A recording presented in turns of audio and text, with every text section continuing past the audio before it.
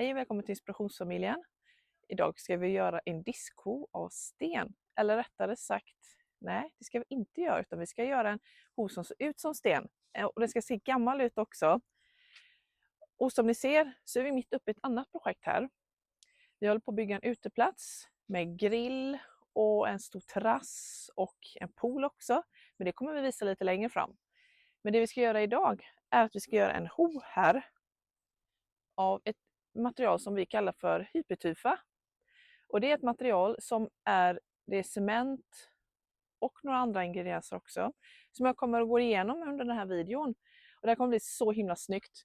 Vi kommer ha en snygg kran som ser lite gammeldags ut som kommer vara ut här. Och tanken är då att det ska matcha våra resterande kök här som vi håller på med. Men det är ju långt ifrån klart det här så att vi ville bara visa ett projekt i projektet nu tänkte vi. Så nu kör vi och börjar. Ja, som Sanna sa, nu kör vi och då har jag förberett lite grann här med att kapa betongplattor. Det här är, vad kallar vi det Sanna i affären? Kantsten. Kantsten heter det. Och så har vi sagt att vi vill att hon ska se ut ungefär här. Så jag markerar upp i den här omålade skivan här var någonstans bitarna ska sitta fast och sen kommer jag limma på dem med stenlim. Jag kommer även sätta ett hönsnät under till för det kommer vi behöva sen när vi ska bygga på med hypertufan för att få lite stabilitet i det. Så att nu ska jag limma. Det finns många olika stenlim men jag tycker det här är väldigt bra. No More Nails. Den har vi använt på andra platser i trädgården. Den fäster till och med om det är fuktigt. Och även om det här som här är väldigt poröst. Så nu så tar jag bara och trycker ut ganska mycket lim. På det här sättet.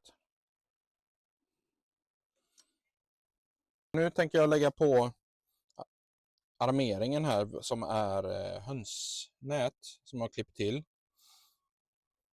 Och den ska ligga i botten och sen viker man över den på stenen och så kan man bygga lite till sen runt den med hypertufan. Jag lägger lite extra här eftersom det är så ojämnt.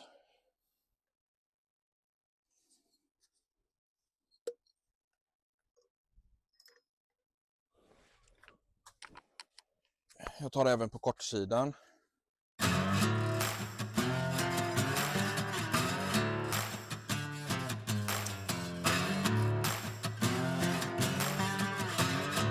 Så jag bara sätter dit den.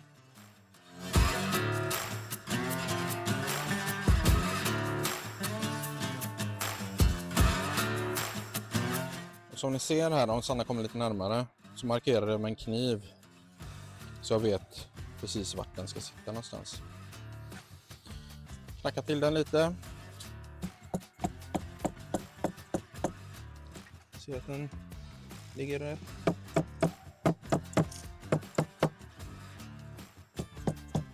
Så är det bara att fortsätta så här. Att vi just använder sån här färdiggjuten kantsten. Det är för den ska vara utomhus året om. Och det ger lite bättre stabilitet. Jag tänker på frost och sådana grejer. Så om hypertufan spricker lite grann så spricker inte hela alltet. Det kommer fortfarande vara tätt. Man kan bygga en fristående sån här stenho. Men vi hade ett problem här. Det var att vi hade satt upp den här skivan här bakom med plattan som Sanna har gjutit. Och då gick det inte att ha någonting som gick in mot väggen för den var i vägen. Och då valde vi att göra på det här sättet.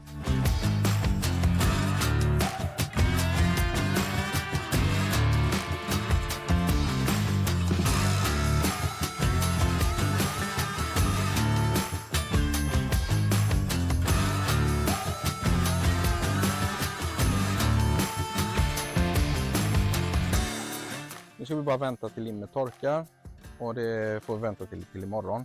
Då kommer vi fästa ihop hönsnätet som jag har gjort här och Sanna kommer trycka på hypertufa här så det kommer se ut som en ho direkt huggen ur en stor sten. Vi har fått nya tröjor.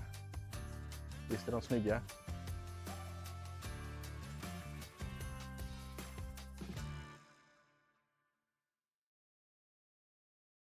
Nu har vi kommit till en av de roligaste grejerna. Och vi ska blanda ihop alla grejer.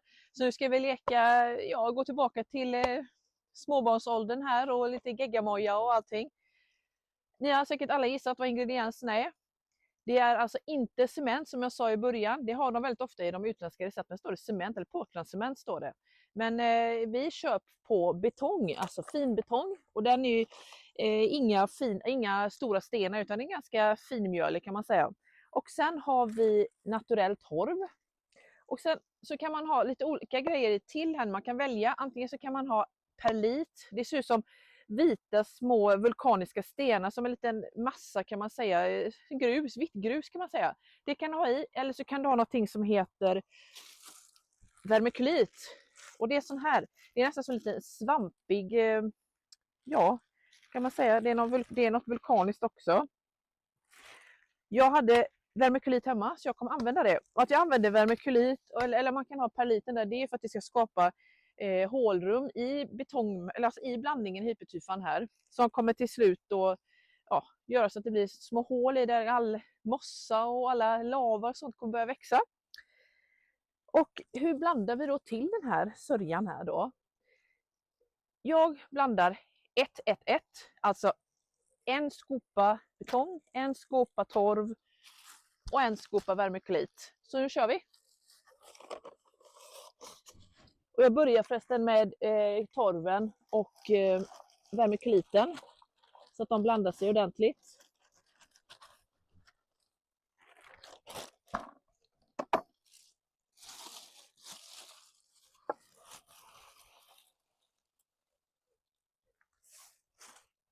Och så tar vi och blandar runt dem när de är torra.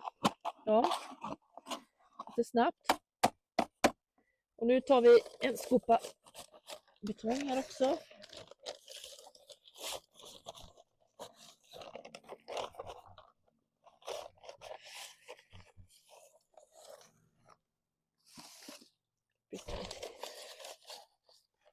Så. Och så blandar vi ihop dem när de är torra först.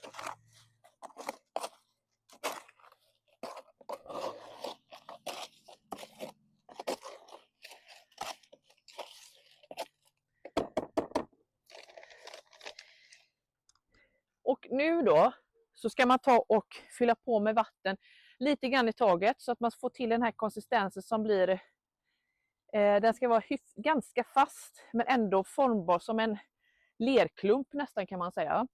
Men nu ska jag ha ganska mycket så jag kommer ta en omgång till av allting, alltså en betong, en torv och en vermikulit till.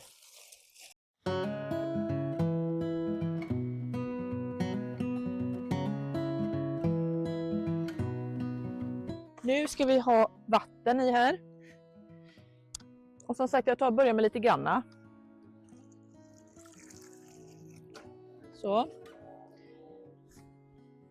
Man kan ju blanda det här för hand om man nu inte skulle ha en betongvisp som vi har. Det här är mycket lättare. Du kan även ha en visp som du kan köpa lös i byggvaruhandeln så du kan sätta på din skruvdragare. Det funkar också ganska bra. Vi har en sån här för att vi har ju byggt allt det här bakom så vi kommer visa en annan video. Men nu kör vi och blandar.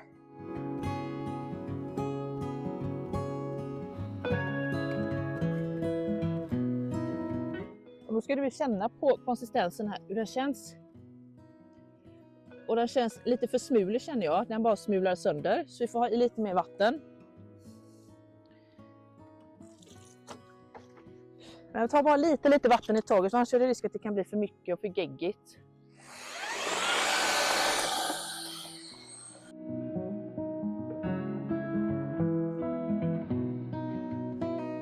Och den är fortfarande alldeles för torr.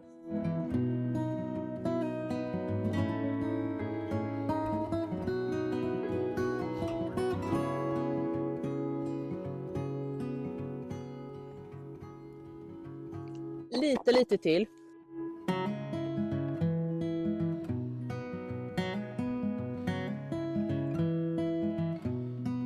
Nu börjar det likna något.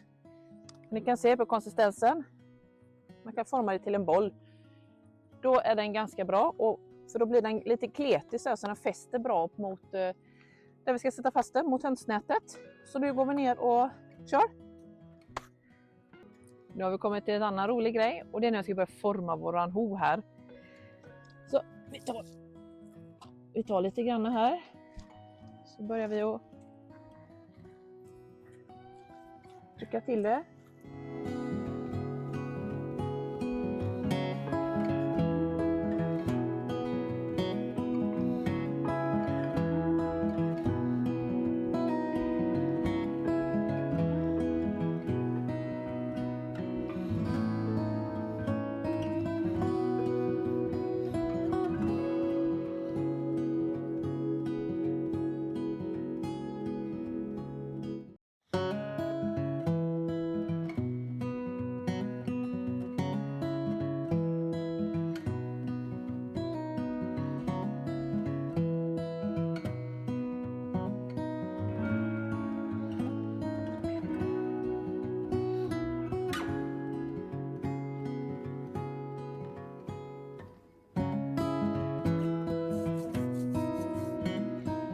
Nu har det blivit dags att börja patinera våran ho här och innan dess nu så har den här stått under en plast i ungefär en veckas tid just för att hålla fukten.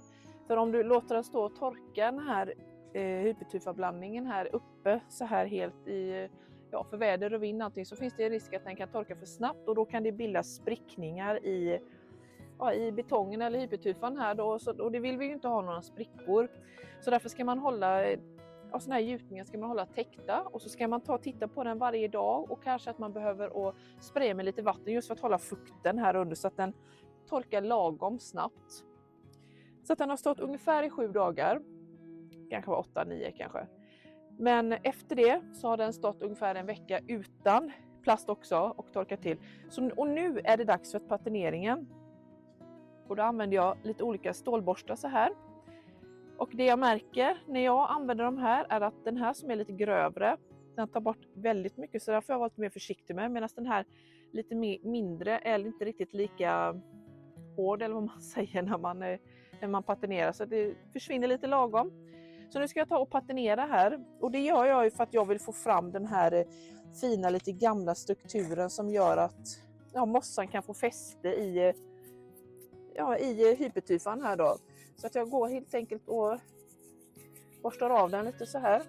Och det är även om man skulle gjuta i en form så kan det ju bli såna här plastränder efter man haft plast eller frigolit eller man har gjutit i, så kan det bli fula såna här streck och plastsläta linjer eller ytor och sånt där. Och det vill man ju inte ha när man gör sån här lite ruff yta. Och då kan man ju gå så här med en stålborste, så får man bort de här fula märkena eller det som blir i den här. Och då blir den så här helt rundad och fin. Om Mikael kan filma lite närmare så ser man att den blir så lite rundare här i formen. Det är precis så som jag vill ha det. Det ska se gammal och antik ut. Och det ska se ut som att den har stått ute i 100 år kanske. Det är i alla fall det jag vill. Men jag vet inte om det blir så. Men det ser ju ganska lovande ut när jag gör med den här lite finare borsten. När man drar lite så här. Så nu ska jag ta och fortsätta och göra färdigt hela den här. När jag har gjort färdigt det sen och när jag har patinerat färdigt den här, då ska vi ta och pensla på, eller inte pensla på, vi ska ta och spraya på Betsil. Och Betsil det är en vätska som man sprayar på som gör att betongen drar åt sig det här.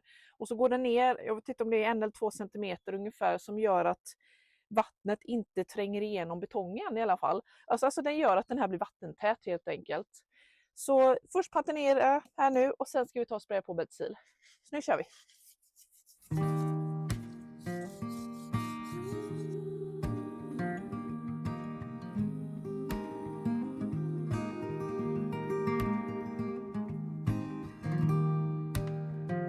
Nu har jag patinerat klart våran ho här. Tanken med att jag ville patinera den var att jag ville att den skulle se ut som att det är en gammal stenho. Och jag tycker att det har lyckats ganska bra i alla fall. Jag är ganska nöjd. Så för att få den här vattentät nu då, och så att inte vattnet tränger in i våran ho här nu under vintern och gör så att den sprängs, eller alltså spricker och vittrar sönder, så ska vi använda en betongimpregnering då, och det är ju Betsilen som jag pratade om. Så den ska vi ta och spraya på i ett tunt lager här så den får dra åt sig. Och sen så får man ta och torka bort det överflödiga, så för det ska inte ligga kvar, det ska inte bli pölar, ska det inte bli, utan bara en väldigt tunn dimma kan man säga. Så, oj, nu ska jag göra det. Och kommer det för mycket som sagt så kan man torka av det sen. Det ska i alla fall inte ligga kvar, det är det som är tanken. Och nu ska jag ta och spraya hela alltet här så gott det går.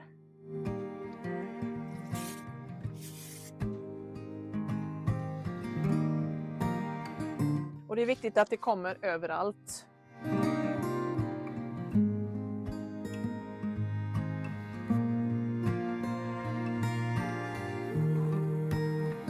Så, nu har vi sprayat färdigt. Så nu ska vi låta det här torka. Och det brukar gå ganska fort. Men vi ska ju inte använda det nu ändå, så att ni kan få ta och torka till nästa helg. Ja, sen det som är kvar att göra här nu, det är att vi ska ta och måla. Ni ser här har jag inte målat, och det är för att jag skulle ta och patinera våran ho här då.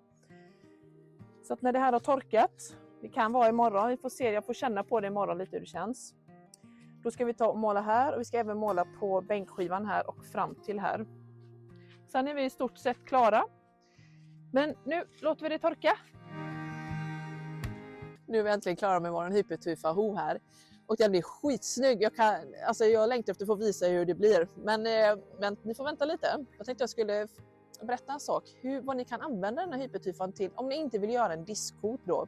Ni kan ju använda den till att göra krukor i trädgården och ha suckulenter eller egentligen vad som helst.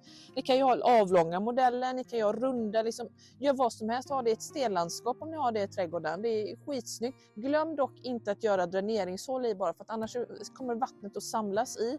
Eller så under vintern, så om ni har otur, så kan vattnet samlas där i och så går det in i hypertufan och så kan det göra att den kommer spricka. Och det vill vi inte, så att den vittrar sönder. Det är ju jättetråkigt. Så glöm inte dräneringshålen. Nu ska vi ta och kolla på vårt resultat här nu på våran diskho i vårt utekök. Tada! Här är våran diskho i vårt snygga utekök. En riktigt rustik ho som ser ut som en gammal stenho tycker jag faktiskt. Och det blir så himla snyggt med den vita bänken här också. Det blir så snygg kontrast mot det vita här mot det här. Och man ser riktigt att den ser gedigen och tjock ut. Den är nästan, inte riktigt en decimeter, men ungefär. Och den är riktigt snygg, man kan nästan se, vermikuliten ser man här i. Och man ser torven här i som kommer att släppa här, och så kommer det att bli snyggt. Mossan kommer kunna börja växa här till slut då. I botten här har vi satt en bottenventil i mässing som vi hoppas att den kommer få samma patina som den här gamla fina mässingskranen som har fått såna här fina ärgningar här. Det är vad vi hoppas i alla fall, och jag är inte säker på det, för att jag tror att den är lackad den här, men det är i alla fall mässing båda två, så att jag tänker att det blir ju snyggt i alla fall. Och den här fina plafonden som jag har gjutit här, det är av en finbetong som jag har gjutit. Och den har jag gjutit av en gammal takrosett i frigolit som jag hade inne, som jag har lagt så. Och sen så har jag lagt betongen uppe på, låtit den här, och så har jag lagt ett hundsnät i också så att den ska hålla, så att den inte ska knäckas, för det är lätt att det kan bli så. Ni kan även göra rabarberblad också om ni vill gjuta något fint och ha som bakgrund här också. Det vet att det är många som gör för att ha som fågelbad inne i trädgården. Men här gjuter jag betong, sen har jag låtit den stå ute några år, så den har fått sån här fin patina med lite, fina, ni ser, fått fina skiftningar här, lite patina, tycker jag är skitsnygg. Jag är jättenöjd med hur den blev, den här fina hon här. Tycker den blev riktigt snygg till vårat utekök här, som ni kan se här är hon i vårt utekök, så kan ni få en liten sneaky peek på våran grill som inte riktigt är färdig än, men det är en platsbyggd grill här. Vi ska ha en rotisserie här, hade vi tänkt också, så man kan grilla kycklingar, eller om man vill ha något annat och grilla där, något stort. Med rotisseriet tänkte att vi skulle ta och beställa nästa år när vi ska ta och göra färdigt resten av vårt kök. För som ni ser så är det inte riktigt färdigt vårt utekök här. Det ska ju vara en bänkskiva här också, och det ska vara bänkskivor vid sidorna här med några små hyllor på sidorna här. Så vi ska kunna dölja våra el som vi har här, som ska vara till rotisseriet. Och så långt har vi inte kommit tyvärr i år. Men det är ju tanken att vi ska använda en gammal ekskiva som vi har, såna här tjocka som vi har i garage, som vi använder till, och vad gjorde vi det? Vi gjorde till våran skiva nere till poolen där. Sådana skivor tänkte jag att vi skulle använda som bänkskivor här också, så att det de gifter sig, de här två områdena hade vi tänkt. Tanken är att vi ska ha luckor för här och här borta. Och så ska vi kunna stapla våran ved här i som vi ska kunna ha till våran grillning här förhoppningsvis. Om ni gillade den här videon så får ni jättegärna gilla videon, kanske lämna en kommentar om ni tyckte att det var snyggt, kanske visa oss om ni har gjort något snyggt i Hypertufa som vi kan ge lite inspiration till varandra. Det hade varit jätteroligt att se om ni har gjort någonting, för jag gillar ju också att få inspiration, eller vi gör det rättare sagt, jag och Mikael. Om ni gillar den här videon så är jag säker på att ni kommer att gilla den videon, så klicka på den nu. Tack för att ni tittar på Inspirationsfamiljen och ha en fortsatt fin dag. Hej då!